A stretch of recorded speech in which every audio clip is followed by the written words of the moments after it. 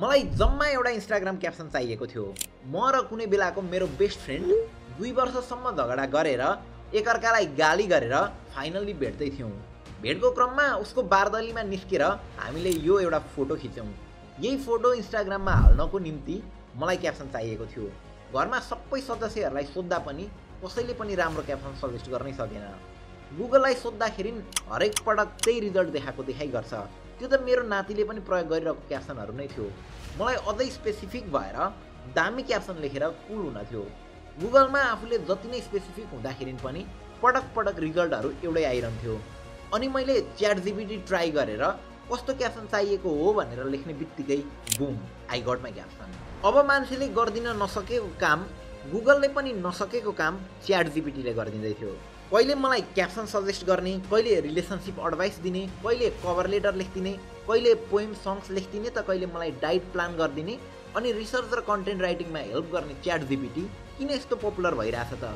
यसले के गर्न सक्छ र समग्रमा यसले कसरी काम गर्छ त? ChatGPT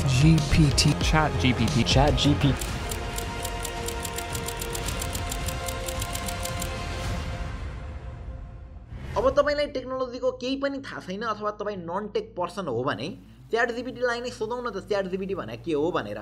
च्याटजिपिटीको अनुसार यो ओपन एआईले बनाएको यस्तो आर्टिफिसियल इन्टेलिजेन्स मोडल हो जसले मान्छेले दिएको इन्स्ट्रक्सनहरू बुझ्न सक्छ र मान्छेले जस्तै रेस्पोन्सेसहरू दिन सक्छ, डिसिजनहरू बनाउन मद्दत गर्न सक्छ। समग्रमा भन्नुपर्दा यस्तो कम्प्युटर प्रोग्राम हो जसले अति नै एडभान्स टेक्नोलोजीको प्रयोग गरेर मान्छेले भनेको कुराहरू बुझ्छ र मान्छेले जसरी नै कम्युनिकेट गर्छ।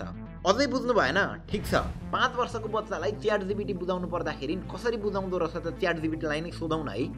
च्याटजिपिटीकै अनुसार च्याटजिपिटी भने यस्तो एउटा कुल साथी हो जसलाई सबै कुरा थाहा छ र कसरी के एन्सर दिने सबै जानेको छ। तपाईलाई होमवर्क गर्न हेल्प गर्नेदेखि लिएर होमवर्क गर्नु भएन भने म्यामको अगाडि के बाना बनाउने, यो सबै कुरा च्याटजिपिटीले तपाईँलाई सिकाउँछ। अब फेरि हाम्रो टेक सेवी साथीहरू जसलाई यो केटाकेटी खेला जस्तो कुरा सुनेर झ्याउ लागिरहेछ, उहाँहरूको अनुसार च्याटजिपिटी इन्टरनेटमा भएको टेक्स्ट, डेटा र रिसोर्सेसबाट ट्रेन्ड गरिएको ल्याङ्ग्वेज मोडल हो। यसमा 175 बिलियन प्यारामिटर्सहरू हुन्छन्। अब प्यारामिटर्स भनेको सिम्पली लिङ्क अफ कनेक्सन अथवा नम्बर अफ ट्रेनिङ इटरेसन भनेर बुझ्नुहोस्। फर इन्स्टेन्ट गुगलले अहिले 540 बिलियन प्यारामिटर भएको ल्याङ्ग्वेज मोडलमा काम गर्दैछ जसको नाम पाम हो। आफै सोचेर हेर्नुहोस्, 175 बिलियन प्यारामिटर भएको च्याटजिपिटी 3 त यस्तो इन्टेन्स छ भने पाम त नेक्स्ट लेभल हुनेवाला छ। अब च्याटजिपिटीले काम गर्ने भनेको न्युरल नेटवर्कको बेसिसमा हो। जस्तै यसलाई एउटा उदाहरण लिएर बुझौँ।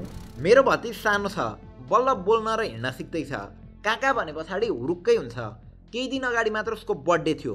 बर्थडेको दिन गिफ्ट स्वरूप केही खेलाउनाहरू ल्याइदिए। भतिज नुहाउँदै रहेछ, दौडेर म भएकोतिर आयो र खेलाउनाहरू लिएर बाथटबतिर दौड्यो। उसले जम्मै खेलाउनाहरू झिकेर एक एक गरी पानीमा राख्यो। केही खेलाउनाहरू डुबे त केही तैरिए। डुबेको खेलाउनाहरू निकाल्न सकेन अनि मतिर हेऱ्यो। मैले निकाल्दिएँ। म 3 छक्क त कतिखेर परे भने उसले अर्को पटक अघि डुबेको खेलाउनाहरू पानीमा राख्दै राखेन। उसको यो प्याटर्न देखेर म आश्चर्यचकित परेँ। उसको ब्रेनले सिक्यो कि यो डुब्छ र यो डुब्दैन भनेर। म ग्यारेन्टी लिन सक्छु कि अबको 1 वर्ष पछाडि पनि यो कुरा उसले बिर्सने छैन। अझ त अझ यो डुब्ने र तैरिने किन हुन्छ भनेर भतिजको क्युरियस र चञ्चल दिमागले सोचि नै रहन्छ। उसले डुबेको र नडुबेको दुइटैलाई छुन्छ, टच गर्छ, फिल गर्छ अनि प्याटर्न पत्ता लगाउँछ। हलुका वस्तुहरू तैरिने रहेछ र गरौँ वस्तुहरू डुब्ने रहेछ भनेर बुझ्छ। यही हो न्युरल नेटवर्क भनेको। यो त भयो मान्छेले गर्ने एनालाइसिस। यसरी नै आफूलाई ट्रेनिङको क्रममा पठाएको डेटालाई एनालाइसिस गरेर प्याटर्नहरू पत्ता लगाएर च्याटजिपिटीले रेस्पोन्ड गर्ने गर्छ। अब च्याटजिपिटीबाट के गर्न सकिन्छ त? वेल, एउटा त रिलेसनसिप एडभाइस माग्नको लागि प्रयोग भइरहेछ नेपालमा। त्यही कारणले होला च्याटजिपिटीको वर्ल्ड वाइड प्रयोगमा नेपाल 2nd नम्बरमा थियो।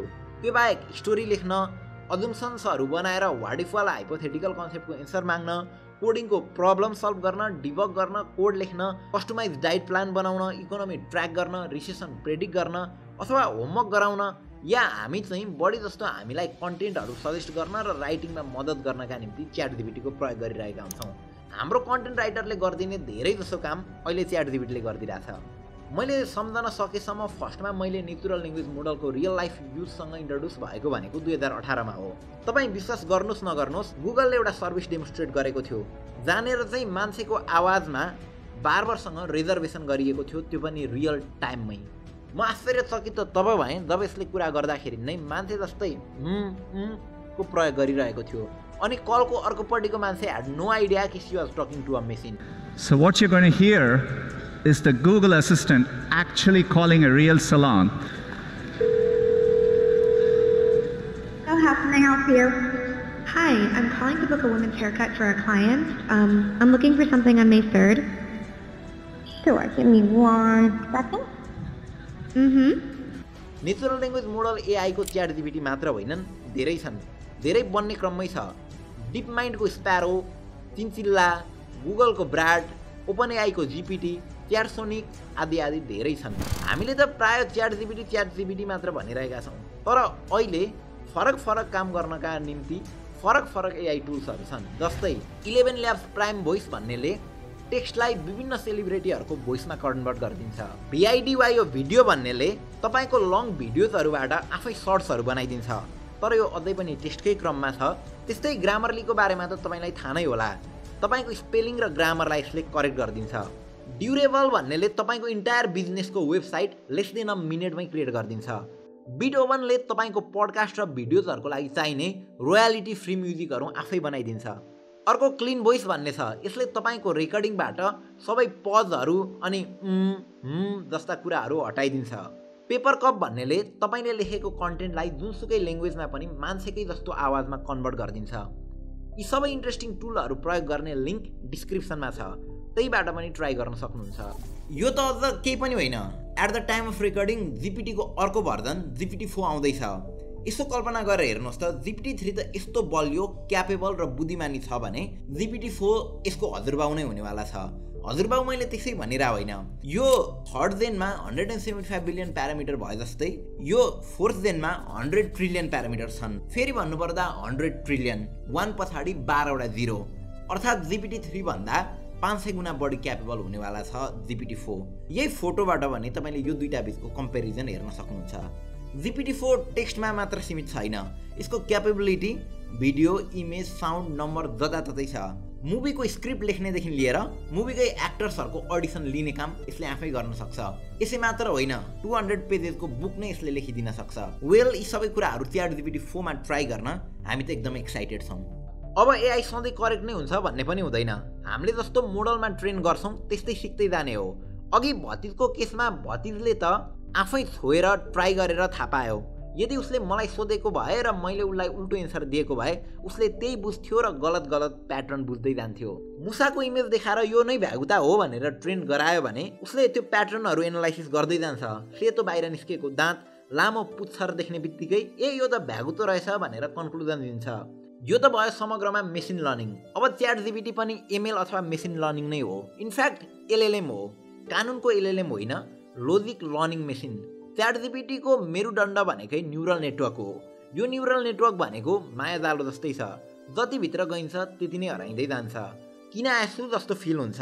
हाम्रो टिमको एउटा भाइले ML सिक्दै थियो अनि अहिले दिनका दिन ट्विटरमा सायरी लेखेर बस्छ। अब क्वेसन उठ्छ, गुगललाई ChatGPT ले जित्ला त? मेरो विचारमा केही कुराहरूमा जिति नै सक्यो, केहीमा अझै धेरै पछाडि छ।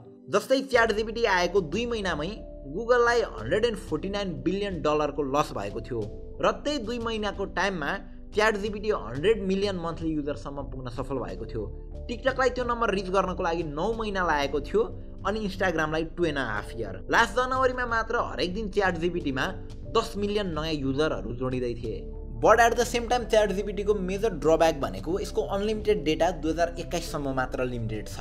तर यो विकनेसमा पनि ChatGPT ले काम गरिरहेछ र छिट्टै हामीले यसको अपडेटेड भर्जनहरू देख्नेवाला छौँ। एलन मस्क, लिङ्कडिनको कोफाउन्डरहरूको इन्भेस्टमेन्ट भएको ओपन एआई ले डेभलप गरेको ChatGPT मा रिसेन्टली माइक्रोसफ्टले $1 बिलियन पनि इन्भेस्ट गर्यो because it had value. But at the same time गुगलले पनि ChatGPT लाई टक्कर दिनका निम्ति आफ्नै च्याटबट बनाउँदैछ। ChatGPT र यो सँगसँगै आएका नयाँ एआईहरूले हाम्रो जिज्ञासा त मेटाइरहेछ र त्यो सँगसँगै हामीलाई एउटा अर्को कुरा पनि सिकाइरहेछ र त्यो हो नथिङ इज पर्मानेन्ट र नथिङ इज इरिप्लेसेबल। गुगल चलाउँदै हुर्केको हामी अहिले first time we are on Bing just because of ChatGPT को इन्टिग्रेसन। मोनोपोली भन्ने कुरा नहुँदो रहेछ। In the tech world just keeps on getting better and better. OpenAI को ChatGPT ले ह्युमनलाई ओभरटेक गर्न सक्ला त? अनेस्टली मलाई थाहा छैन, तर ओपन एआई को नाम भोलिको दिनमा क्लोज एआई भने पक्कै हुन सक्छ। हस् त, थ्याङ्क यू फर वाचिङ।